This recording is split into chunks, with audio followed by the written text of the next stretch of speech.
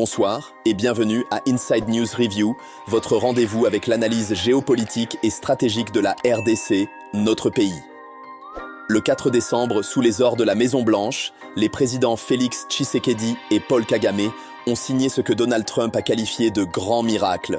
2 jours plus tard, ce miracle se heurte à une réalité implacable. Les bombardements continuent dans le sud Kivu, les populations fuient, les morts se comptent. À Kamanyola, Kaziba, Katogota, les combats n'ont jamais cessé. À Washington, les présidents signaient. À Kamanyola, les maisons brûlaient. Ce contraste brutal entre la diplomatie et le terrain révèle une question fondamentale que nous allons examiner aujourd'hui. La République démocratique du Congo se dirige-t-elle vers une division de facto de son territoire, comparable à celle vécue entre 1998 et 2003 ? Cette émission analyse factuellement la progression militaire du M23 depuis janvier 2025, décrypte le contenu réel des accords signés à Washington et interroge les véritables objectifs poursuivis par les acteurs de ce conflit. En janvier 2025, le M23 a pris le contrôle de Goma, capitale du Nord Kivu, suivi en février de la capture de Bukavu, capitale du Sud Kivu. Ces 2 conquêtes marquent un tournant dans le conflit. Pour la première fois depuis la fin de la Deuxième Guerre du Congo en 2003, un mouvement rebelle contrôle simultanément les 2 principales métropoles de l'Est congolais.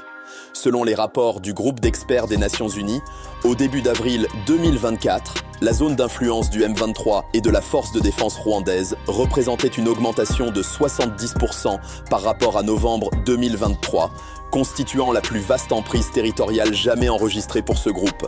En mai 2025, les experts de l'ONU ont estimé qu'au moins 6000 soldats rwandais étaient déployés sur le territoire congolais pour soutenir les opérations du M23 au nord et sud Kivu. Le 19 novembre 2025, soit 4 jours après la signature de l'accord-cadre de Doha, l'armée congolaise a officiellement confirmé la perte de Katoyi, située dans le territoire de Masisi. Cette localité constitue un verrou stratégique ouvrant l'accès vers Ntongo, où se situe une importante base militaire des FARDC, et au-delà, vers le territoire de Walikale. La prise de Katoyi permet au M23 de consolider son contrôle sur la partie occidentale du Masisi, une zone riche en coltan de Rubaya. Parallèlement, des mouvements offensifs ont été signalés en direction de Walikale. Ce territoire représente le cœur minier du Nord Kivu, abritant des gisements d'or et de cassitérite. Bien que des retraits tactiques aient été signalés à certains moments, la menace demeure permanente, créant une psychose au sein de la population et paralysant l'activité économique. Plus préoccupant encore, un front actif s'est ouvert au sud Kivu. Des incursions ont été documentées dans les territoires de Kalehe et de Walungu. La zone de Kalehe, riveraine du lac Kivu, est stratégique pour le contrôle de la navigation lacustre entre Goma et Bukavu. En perturbant cet axe, l'Alliance Fleuve Congo impose un blocus virtuel sur les 2 capitales provinciales. Cette projection de force vers le sud démontre que l'Alliance Fleuve Congo dispose de capacités logistiques suffisantes pour mener des opérations sur des lignes extérieures étendues. Une telle capacité opérationnelle ne serait pas possible sans un soutien étatique extérieur robuste en matière de ravitaillement, d'armement et de renseignement. Au-delà des conquêtes militaires, le M23 a établi des structures administratives dans les zones occupées. En février 2025, nomination d'un gouverneur pour Goma et d'un maire, désignation d'administrateurs civils pour les territoires de Rutshuru et les cités de Kiwanja, Rubare, Bunagana et Kichanga. Mise en place d'un système de taxation, notamment sur l'exploitation minière. Au poste frontière de Bunagana, point de passage vers l'Ouganda, les rebelles prélèvent des droits de douane sur toutes les marchandises. En 2023, les recettes mensuelles estimées à ce seul poste avoisinaient 27 000 $. Ce chiffre a considérablement augmenté en 2025 avec l'expansion de la zone contrôlée. À l'intérieur des terres, les opérateurs économiques, les transporteurs et même les ménages sont soumis à l'impôt. Des taxes de protection sont levées sur les commerces. Les agriculteurs doivent s'acquitter de redevances pour accéder à leurs champs. Cette progression territoriale continue, cette mise en place d'une administration parallèle, ce système fiscal autonome, tous ces éléments indiquent que nous assistons non pas à une rébellion temporaire, mais à une entreprise de contrôle territorial durable. La question n'est plus de savoir si le M23 occupe du terrain, mais pour combien de temps et dans quel objectif final. Pour comprendre cela, il faut examiner le soutien extérieur dont bénéficie ce mouvement, un soutien documenté de manière accablante par les instances internationales. Les rapports successifs du groupe d'experts des Nations Unies fournissent des preuves convergentes du soutien militaire massif apporté par le Rwanda au M23. En janvier 2025, lors de l'offensive sur Goma, les experts de l'ONU ont estimé qu'entre 3 000 et 4 000 soldats rwandais soutenaient directement le M23. En mai 2025, ce chiffre avait augmenté. Au moins 6 000 soldats rwandais étaient déployés sur le territoire congolais. Les experts de l'ONU affirment explicitement que, je cite, « L'armée rwandaise exerce un contrôle de facto sur les opérations du M23. Les preuves matérielles sont également documentées. Le M23 utilise des missiles guidés, des drones et des technologies militaires avancées qui ne sont pas disponibles pour d'autres groupes armés de la région. Des témoignages de combattants du M23 capturés désignent les soldats rwandais comme « friendly force », confirmant leur présence directe sur le terrain. Des images géolocalisées montrent des troupes rwandaises à Sake et dans la péninsule de Bulenga, près de Goma. Un élément révélateur est le retrait du M23 de Walikale en avril 2025. Ce retrait, documenté par plusieurs sources, a été ordonné par Kigali, démontrant le niveau de contrôle stratégique exercé par le Rwanda sur les décisions opérationnelles du M23. Cela signifie que le M23 ne prend pas ses décisions militaires de manière autonome. Plus grave encore, le rapport de l'ONU de juillet 2025 attribue une frappe de missile ayant tué un casque bleu et blessé 4 autres à une position militaire rwandaise et non au M23. Cette attribution prouve la participation directe des forces régulières rwandaises aux hostilités, violation flagrante de la souveraineté congolaise et du droit international. Au-delà de l'aspect militaire, il existe une dimension économique au soutien rwandais. Le M23 a pris le contrôle de la mine de Rubaya au Nord Kivu en avril 2024. Cette mine représentait 20% de la production mondiale de coltan. Selon le rapport de l'ONU de décembre 2024, le M23 perçoit au moins 800 000 $ par mois grâce à la taxation du coltan à Rubaya. Environ 120 tonnes de coltan sont acheminées mensuellement vers le Rwanda depuis les zones contrôlées par le M23. Le circuit de blanchiment est systématique et bien documenté. Les minerais sont extraits en RDC dans les zones sous contrôle du M23, transportés vers le Rwanda via des routes élargies pour permettre le passage de camions lourds, puis traités et certifiés comme minerais rwandais avant d'être vendus sur les marchés internationaux. Les chiffres sont éloquents. Les exportations minières du Rwanda dépassent $1 milliard par an, soit le double d'il y a 2 ans. En 2022, le Rwanda a exporté pour 654 millions de dollars d'or, malgré une production domestique quasi inexistante. Selon les estimations, 67% de l'or du Sud Kivu transite vers le Rwanda, l'Ouganda et les Émirats arabes unis. Le rapport des experts de l'ONU de juillet 2025 est encore plus explicite.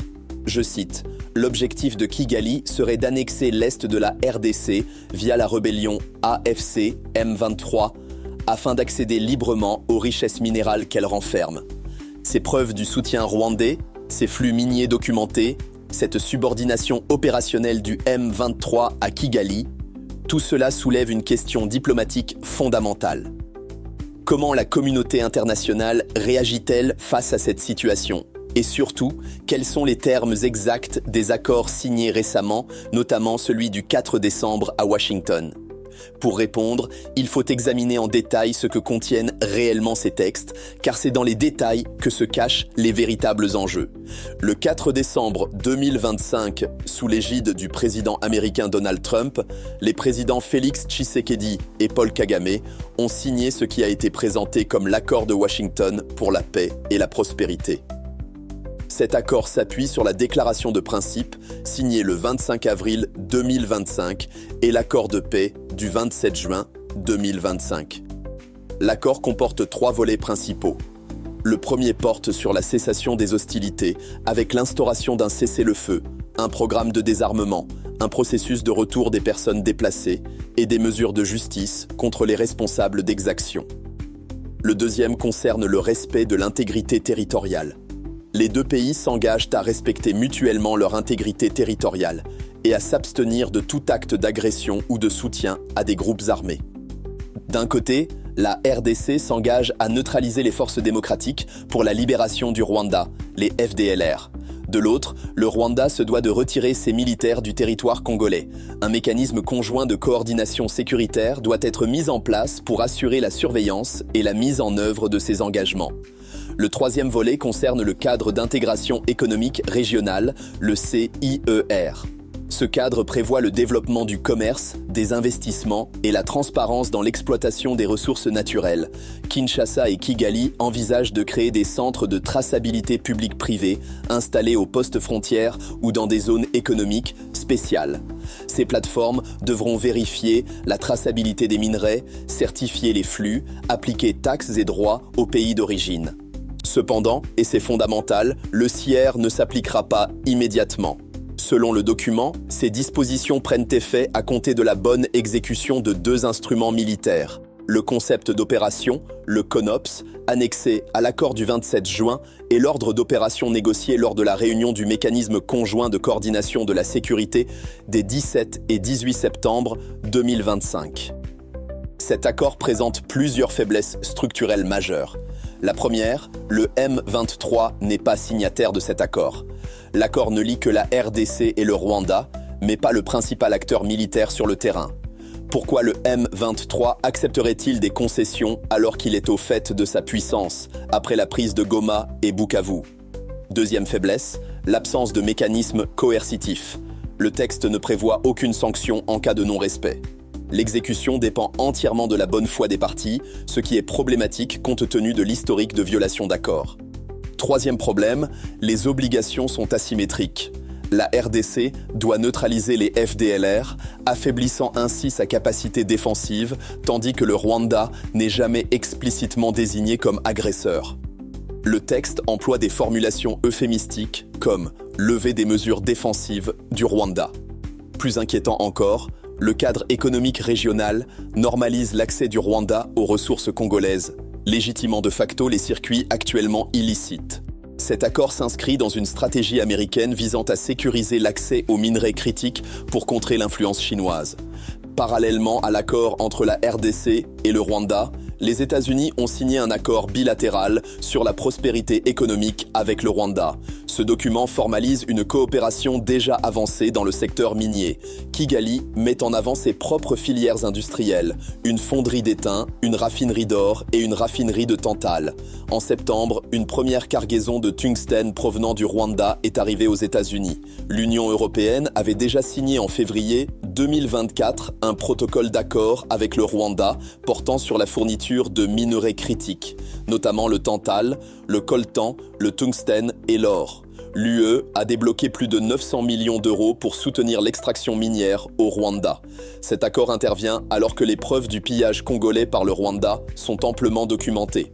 L'un des piliers de cet accord repose sur une obligation qui interpelle, la neutralisation des FDLR par la RDC. Le Rwanda présente ce groupe comme une menace existentielle, justifiant ses interventions militaires en RDC depuis 3 décennies.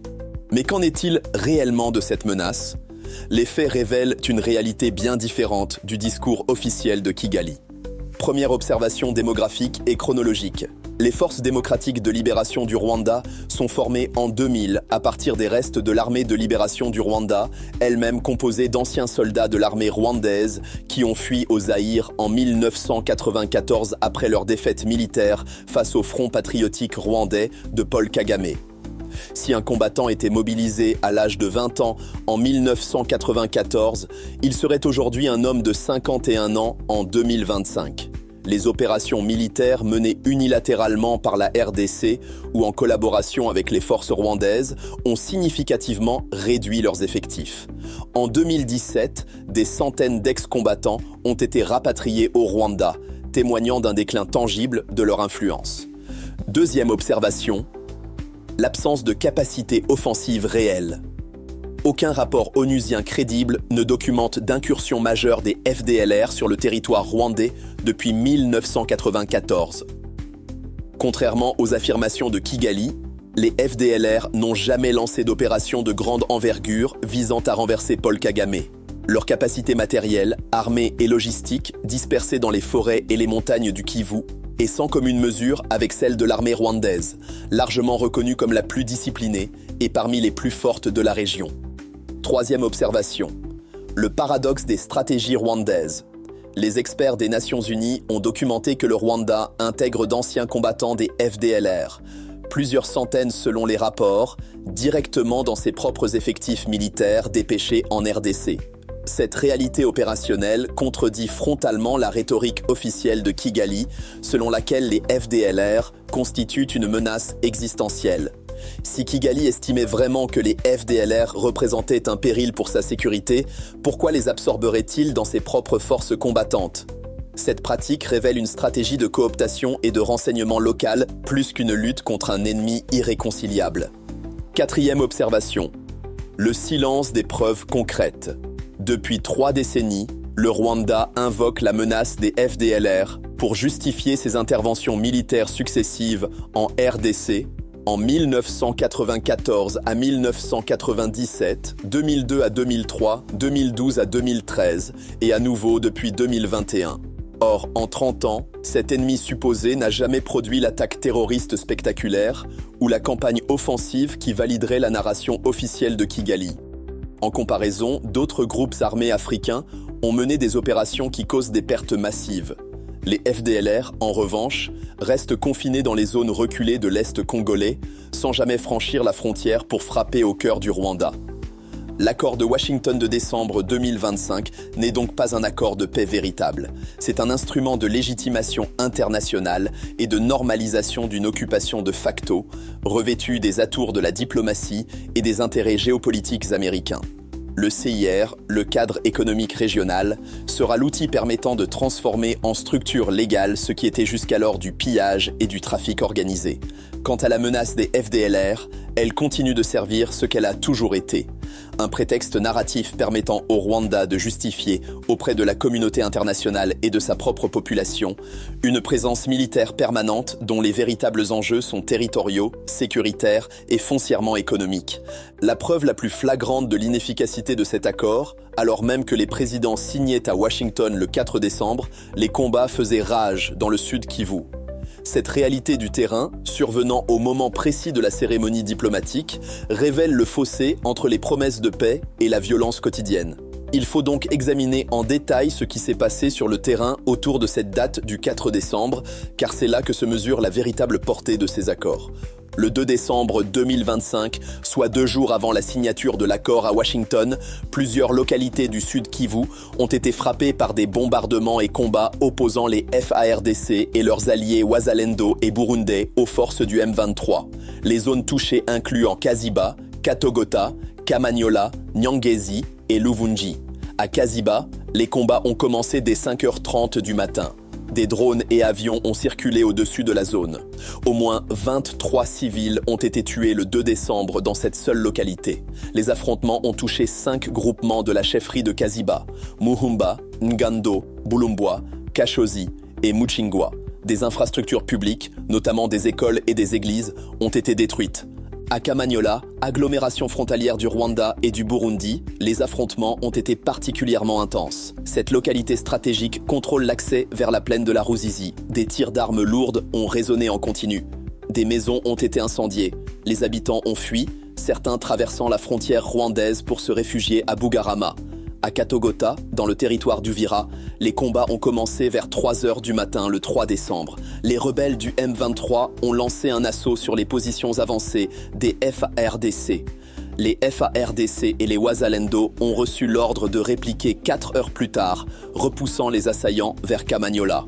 La localité s'est retrouvée divisée.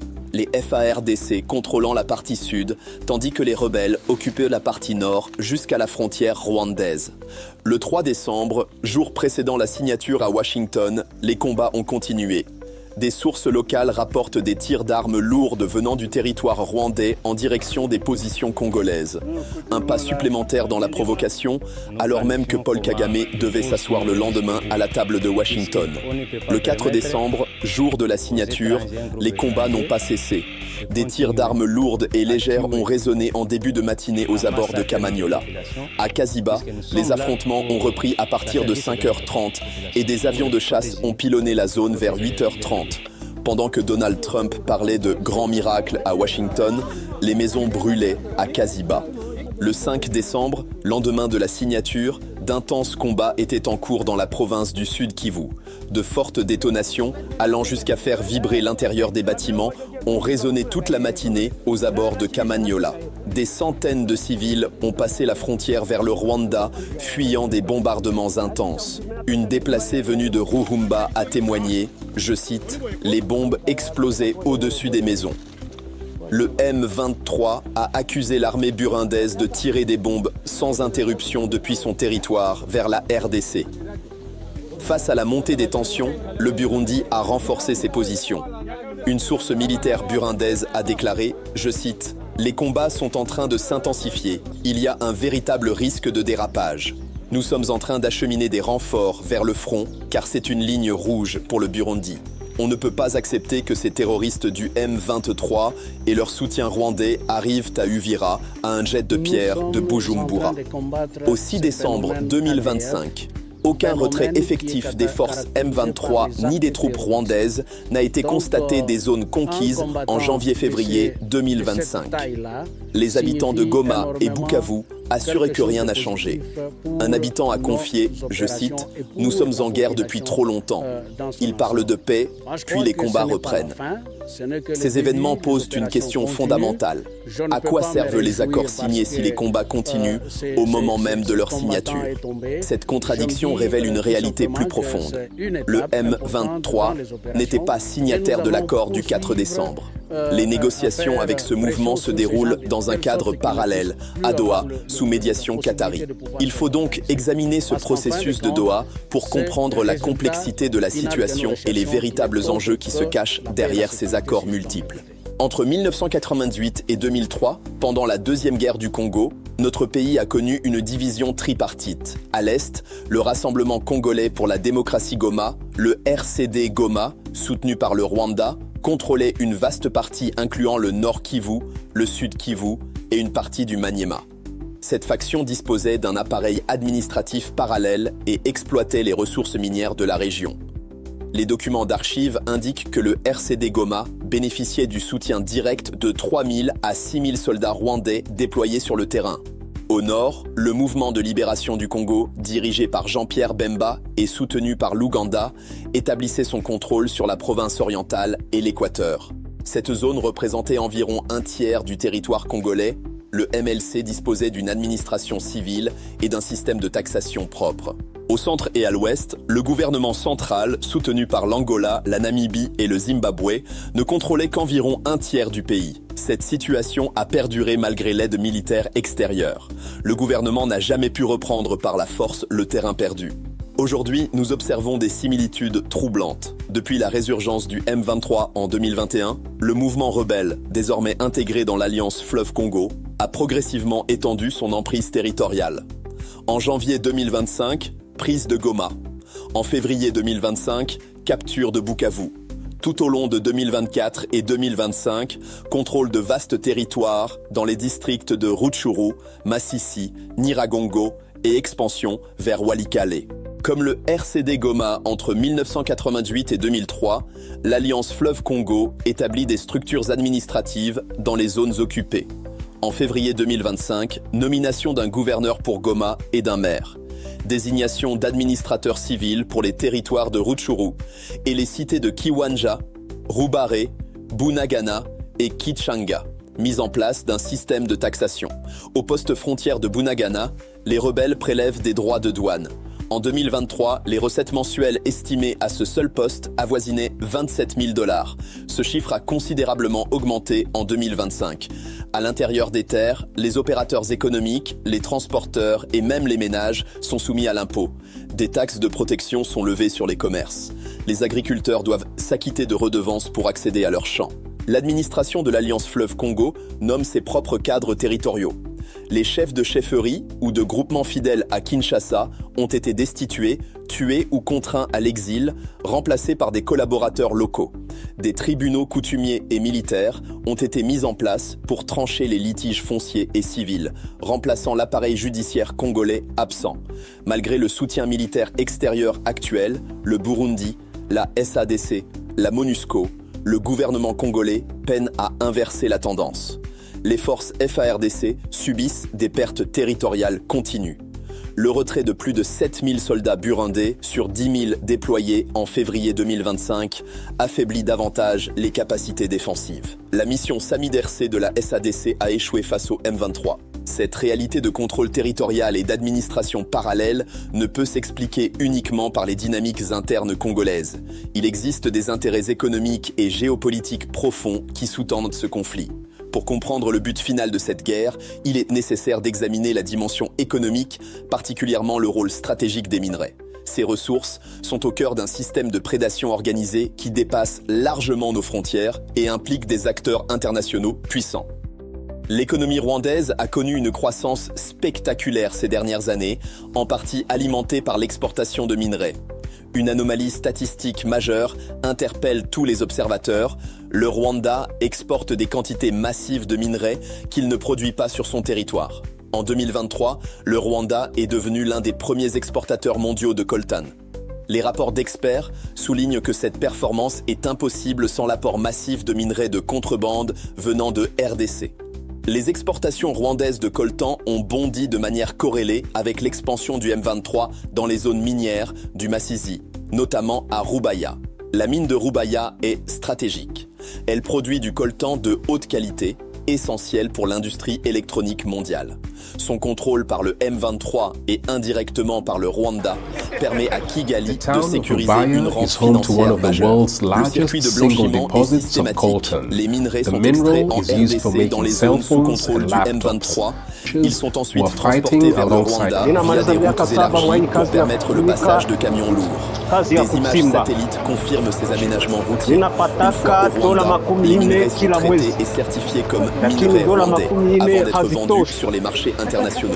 Les exportations minières du Rwanda dépassent $1 milliard par an, soit le double d'il y a 2 ans. En 2022, le Rwanda a exporté pour $654 millions d'or, malgré une production domestique quasi inexistante. Selon les estimations, 67% de l'or du Sud Kivu transite vers le Rwanda, l'Ouganda et les Émirats arabes unis. Jason Stearns, ancien enquêteur de l'ONU, a déclaré, je cite, « Les exportations de minerais du Rwanda dépassent désormais le $1 milliard par an. C'est environ le double d'il y a 2 ans. Et nous ignorons dans quelle proportion, mais une part importante de ces ressources provient de la RDC. » La position des puissances occidentales, notamment l'Union européenne et les États-Unis, est dictée par la réalité de la transition énergétique et numérique. En février 2024, l'Union européenne a signé un protocole d'accord avec le Rwanda portant sur la fourniture de minerais critiques, notamment le tantal, le coltan, le tungstène et l'or. L'UE a débloqué plus de 900 millions d'euros pour soutenir l'extraction minière au Rwanda. Cet accord intervient alors que les preuves du pillage congolais par le Rwanda sont amplement documentées. La RDC est le terrain d'affrontement pour l'accès aux minerais critiques, cobalt, coltan, lithium. La Chine domine largement le secteur minier congolais officiel. Pour les Occidentaux, le Rwanda apparaît comme un partenaire alternatif plus fiable pour sécuriser une partie de ses ressources. L'accord de Washington signé en décembre 2025 à la fabrication de téléphones dans une stratégie américaine. Plus de la moitié des réserves mondiales se trouvent au Kivu. Les objectifs sont clairs. Depuis avril 2024, M23 s'est emparé de la mine de Rubaya, la défense et la transition énergétique, contrer l'influence chinoise qui le domine M23, actuellement le secteur des terres rares et du cobalt et créer un cadre légal pour les investissements américains en RDC. En septembre 2025, une première cargaison de tungstène provenant du Rwanda est arrivée aux États-Unis. Le Rwanda met en avant ses filières industrielles, une fonderie d'étain, une raffinerie d'or et une raffinerie de tantal, sous supervision du Rwanda Mining, Petroleum and Gas Board et du Rwanda Development Board. Paradoxalement, le département d'État américain avait émis en juillet 2024 une déclaration de préoccupation concernant les chaînes d'approvisionnement de minerais en provenance du Rwanda et de l'Est de la RDC.